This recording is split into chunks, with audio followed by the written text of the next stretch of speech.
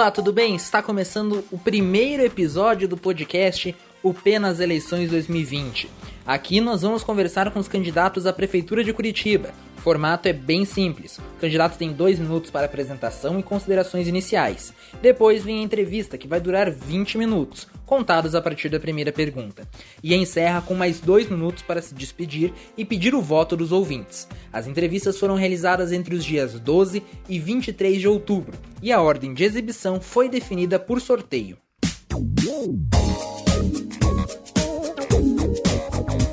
Hoje nós vamos conversar com o candidato Renato Mocelin, do Partido Verde.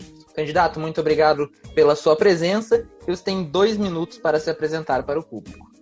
Eu nasci em Colombo, aqui na região metropolitana, né? Faz um certo tempo já. Estudei sempre em escolas públicas, né? Ginásio lá de Colombo, Colégio Estadual do Paraná, e ingressei na Universidade Federal do Paraná no curso de História. Eu cursei História, Direito e Estudos Sociais na Federal do Paraná. Depois eu fiz especialização em História da Arte na PUC e mestrado em Educação, História e Cinema na Federal do Paraná também. Sou professor há 40 anos, entrei no colégio, curso positivo em 3 de março de 1980, e praticamente só trabalhei no positivo. Também dei aulas na UP, na Universidade Positivo, inclusive para o curso de jornalismo. No começo, ali 2000, 2001, também no curso de publicidade. E sou autor de diversas obras didáticas, paradidáticas, várias delas aprovadas pelo Ministério da Educação e Cultura, no Programa Nacional do Livro Didático, e também tenho obras de história regional, História Concisa do Paraná, Pica-Paus versus Maragatos, também sobre a Guerra do Contestado, Pelados versus Peludos. Então seria mais ou menos essa a minha breve biografia. Então, candidatos, vamos começar a nossa entrevista agora, os 20 minutos, e eu quero começar a falar sobre uma das principais bandeiras do PV, que é a questão da sustentabilidade, e também o fato de Curitiba, por muitas vezes, ter sido considerada uma capital ecológica. Queria saber como que você enxerga essa colocação, se realmente é isso, se ainda precisa de mais alguma coisa, e um pouco também dessa sua ideia de sustentabilidade do Partido Verde. Eu acredito que nós vivemos hoje numa verdadeira, eu tenho falado, encruzilhada civilizatória. Porque a questão ambiental ela é premente. Aquilo que nós fizermos nos próximos anos, as consequências serão terríveis daqui a 30, 40 anos. Aliás, nós já estamos sofrendo as consequências nos dias de hoje. Quando a gente fala em sustentabilidade, a gente acredita que é possível e é preciso, né, deixarmos para as gerações que virão depois de nós, o planeta mais ou menos como nós encontramos. E isso a gente percebe que não vai acontecer. Você falou que Curitiba teve, inclusive, títulos internacionais, né? Uma cidade com uma quantidade bastante significativa de parques. Também a área verde ela está acima daquilo que as organizações internacionais consideram ideal. Então, de fato, Curitiba teve avanços nesse setor.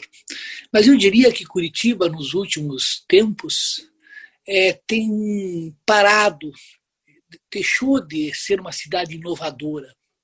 E hoje, os rios que cortam a cidade são vários: o Belém, o Passaúna, o Barigüi, o Ribeirão dos Padilhas, os córregos, os arroios, quase todos estão poluídos. Os nossos parques também estão poluídos. Então, não dá para você dizer que Curitiba é uma cidade ecológica quando você percorre os nossos principais rios.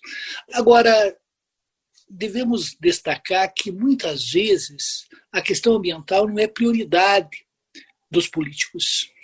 Em termos eleitorais, digamos, mais vantajoso você asfaltar determinadas avenidas, principalmente aquelas em que muitas pessoas passam, do que você, por exemplo, despoluir um córrego, um arroio, um rio. Quer dizer, isso não aparece. Mas eu acredito que o administrador público ele deve enxergar adiante, né? E eu não pretendo fazer carreira política, eu desejo ser prefeito de Curitiba para efetivar algumas dessas bandeiras, né? Colocar em prática muitas das bandeiras do PV, que é a diversidade, o pacifismo, a cidadania feminina e, claro, a sustentabilidade. Uma dessas bandeiras aí, uma das propostas de campanha, tem bem essa questão aí da despoluição e proteção dos rios, né? Sim, nós sonhamos, né, com uma Curitiba onde as pessoas pudessem voltar a pescar nesses rios que cortam a cidade. O Rio Belém é um rio genuinamente curitibano, né? Ele nasce lá na cachoeira e desemboca no Rio Iguaçu.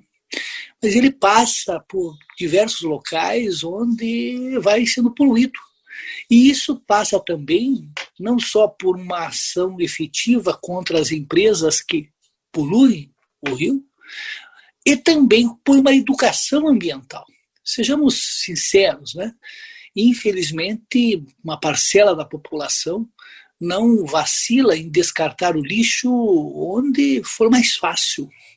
Por isso que eu associo a questão ambiental com a educação. Nós temos que, lá nos primeiros anos da vida escolar, inculcar nas mentes desses jovens a necessidade de preservar. Nós queremos preservar Curitiba para exatamente essas gerações que virão depois de nós. Eu sempre digo, Pedro, em tom assim, irônico, mas sério, né, que daqui a 10, 20 anos, o professor Mocelin não vai estar mais por aqui. Quer dizer, vocês que são jovens é que herdarão essa cidade. E se nós não agirmos agora, as consequências serão nefastas. O que eu fico entristecido é que essa questão ambiental ela não tem apelo perante uma parcela significativa da população, que muitas vezes está preocupada com questões mais, digamos assim, pragmáticas, mais do cotidiano, sem perceber que essa questão ambiental ela tem uma relevância ímpar. Eu diria que é a principal questão que nós enfrentamos nos dias de hoje.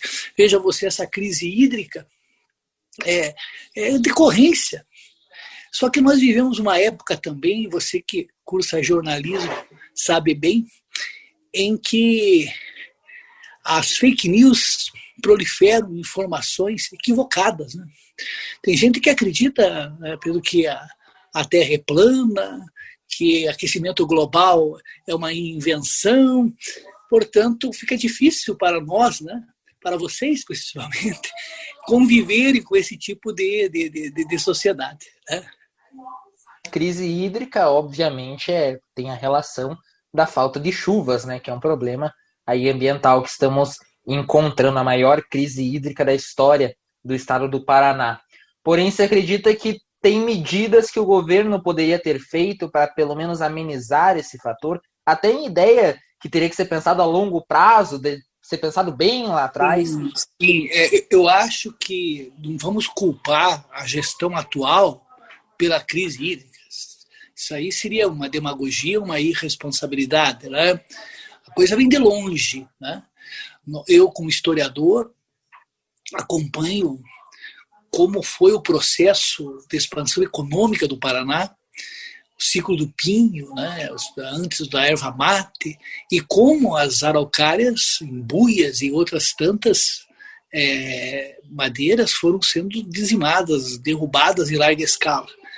O que nós temos que fazer é brecar esse tipo de situação.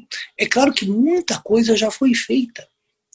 Quer dizer, não podemos também dizer que nada foi feito. Tem sido feito, sim, mas é preciso fazer numa escala muito maior. E quando a gente fala em questão ambiental, Muitas pessoas acham que nós somos daquele de abraçar a árvore, de sair por aí apacentando o mico-leão dourado. Não, não. Nós acreditamos que é possível você associar a questão ambiental com a economia, com a política, com a vida social. Quer dizer, mas tudo isso passa pela educação. Se nós não tivermos uma educação crítica, uma educação em que as pessoas percebam desde a mais tenra idade a necessidade de ter uma relação assim harmoniosa com a natureza, eu acho que não temos futuro. E isso eu também faço uma extensão à questão animal, à causa animal. Né? Hoje nós temos milhões no Brasil de animais abandonados, a crueldade em relação aos animais. Agora pensem comigo, se você pega uma criança lá há 3, 4 anos e coloca essa criança tendo relações de sensibilidade, de acariciar, de respeitar os animais, essa criança será, com certeza, um adulto que jamais tolerará a crueldade em relação aos animais, que vai adotar, que vai castrar, que vai cuidar, e isso fará da cidade uma cidade melhor em todos os sentidos. O seu plano de governo pensa muito nessa questão de realmente educar a população, pensando aí que no crescimento da população e nessas trocas de geração acabe tendo uma conscientização maior. Nessa linha, vem a questão de uma matéria extracurricular falando sobre o lixo residencial, que seria obrigatório para as instituições de ensino, ali principalmente já dos mais novos. Como que seria mais ou menos isso? A questão do lixo, se nós voltarmos um pouco na história, uma das gestões do Lerner, ex-prefeito Jamil Lerner, ele iniciou algo de grande importância, que foi a reciclagem do lixo. Lixo que não é lixo. E isso deu a Curitiba uma visibilidade muito grande, inclusive no cenário internacional. Mas também nesse setor, a gente meio que parou. É verdade que existem hoje muitas cooperativas e nós temos os catadores. Infelizmente, apenas 25% do lixo aqui de Curitiba é reciclado. Nós temos problemas dos antigos aterros sanitários e não só Curitiba, mas todas as grandes metrópoles não sabem exatamente o que fazer com o lixo. Né? Eu acredito que temos que investir pesado para que venhamos a reciclar, se possível, 100% do lixo. E darmos a essas cooperativas, a essas pessoas que vivem da catação, uma remuneração digna e uma inserção dessas pessoas na vida econômica e social. Eu estava buscando dados sobre essa questão e 70% são mulheres que vivem da catação, que sustentam seus filhos e que correm riscos os mais variados. Essas pessoas merecem e devem ter a proteção do poder público e você deve, através dessas cooperativas, articular ações que nós venhamos novamente a ser notícia como uma cidade que realmente recicla, né? Que recicla o lixo que é produzido em larga escala. Falando agora um pouco, outro ponto da proposta é o crescimento territorial, mas pensando também no verde de Curitiba. Então seria um crescimento territorial sustentável. Como equilibrar isso, já que aí as grandes corporações, cada vez mais, o que a gente mais vê em Curitiba atualmente é prédio sendo construído e centro comercial e cada vez mais construções. Então, como que seria o pensamento para trabalhar nessa área? Eu acho que você jamais deve permitir a construção de edificações em locais em locais que foram preservados para a questão ambiental. Aí vai muito da fiscalização da prefeitura, né, da vontade política de impedir que essas construções venham a ser efetivadas. Muitas pessoas dizem, mas vai gerar empregos. O tráfico também gera empregos. E nem por isso nós vamos destacar e exaltar o tráfico, né? Então, muitas vezes, você não deve ser imediatista e pensar que aquele empreendimento vai gerar empregos. Eu acredito que tudo deve passar nos próximos tempos por uma mudança de mentalidade. Eu sempre falo para os meus alunos que o padrão de consumo que nós buscamos é o da classe média norte-americana. Só que tem um detalhe, né? Você sabe bem que se a humanidade consumir como a classe média norte-americana consome, nós precisaremos de no mínimo 4 planetas. Não temos recursos para tudo isso. Então é preciso uma mudança, não só do poder político, mas das pessoas mesmo. Que as pessoas se conscientizem que elas têm que consumir menos. Que uma coisa banal, né? Quando você vai escovar os dentes, não gastar tanta água, né? Quando você vai efetivar, vai comprar, por exemplo, você gosta de palmito, vê a procedência. Quer dizer, uma arma importante que nós dispomos hoje é o boicote. Essa empresa não trata com desvelo a questão ambiental, não compre dessa empresa. Quer dizer, essa conscientização eu acho fundamental para que venhamos a construir uma sociedade melhor. É claro que o prefeito, e aqui a gente tem que pontuar, porque tem muita gente por aí que acha que vai ser secretário-geral da ONU. Você tem que saber as limitações do poder do prefeito, né? Nós temos a Constituição Federal, tem a Constituição Estadual e, por último, a lei orgânica do município. O poder do prefeito é limitado e ele exerce o poder executivo. Tem o legislativo, que é a Câmara dos Vereadores. Quer dizer, por exemplo, tem muita gente prometendo coisas aí para o ano que vem.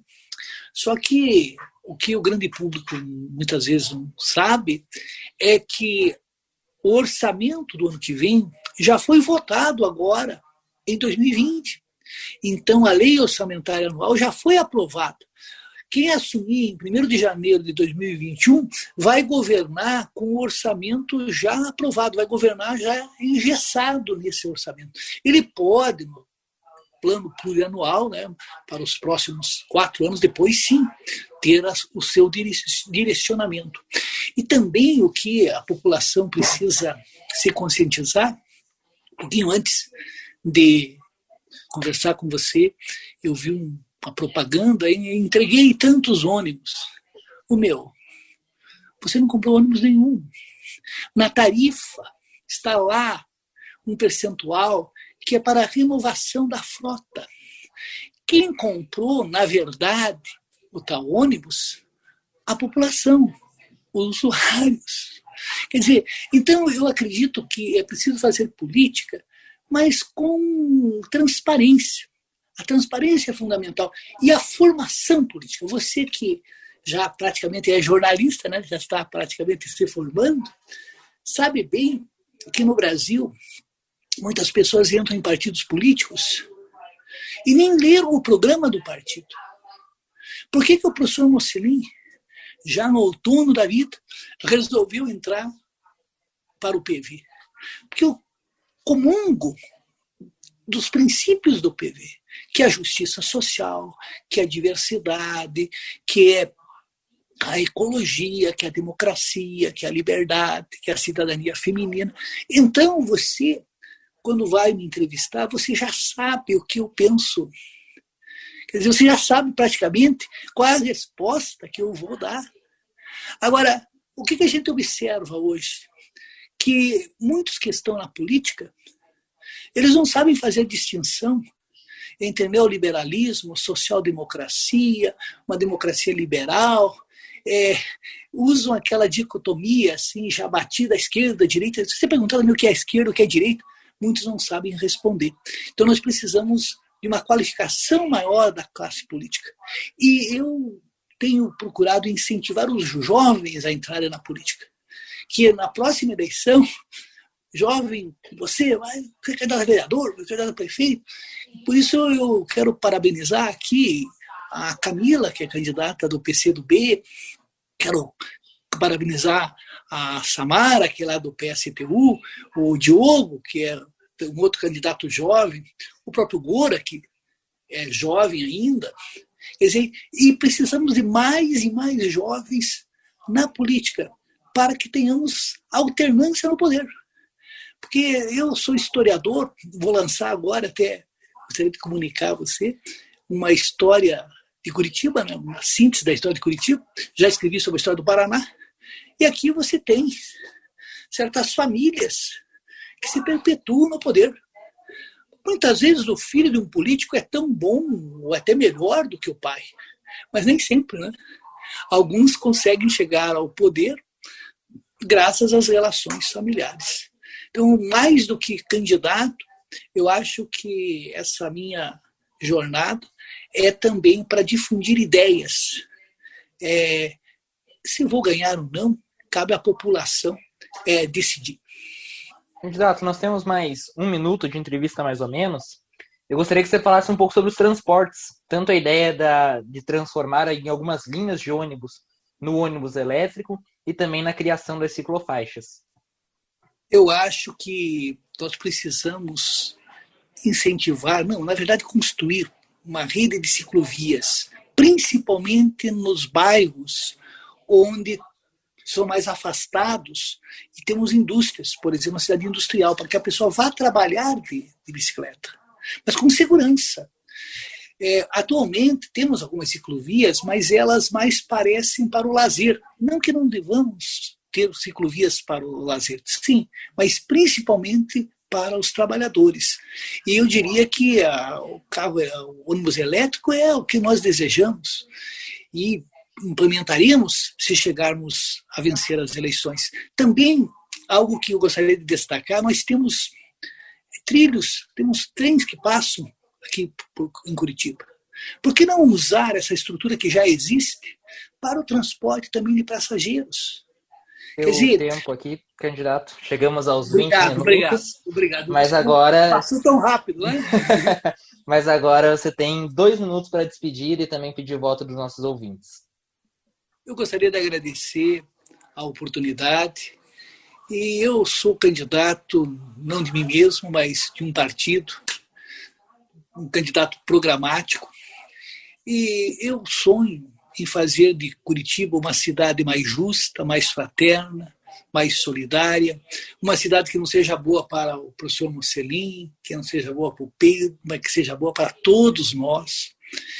E o meu número é 43. Se você achar que eu mereço o seu voto, muito obrigado e espero se vencer, não decepcionar. Meu grande temor é chegar ao poder e decepcionar as pessoas que confiaram em mim. Obrigado. Estamos chegando então ao final de mais uma edição do podcast O P nas Eleições 2020. Apresentação Pedro Talim, produção Samar Mourad, trabalhos técnicos André Ambonati, professora orientadora Sandra Nodari e a coordenadora do curso de jornalismo da Universidade Positivo, Maria Zaclis Veiga. Agradeço ao candidato e agradeço também a você que nos acompanhou até aqui e até a próxima edição.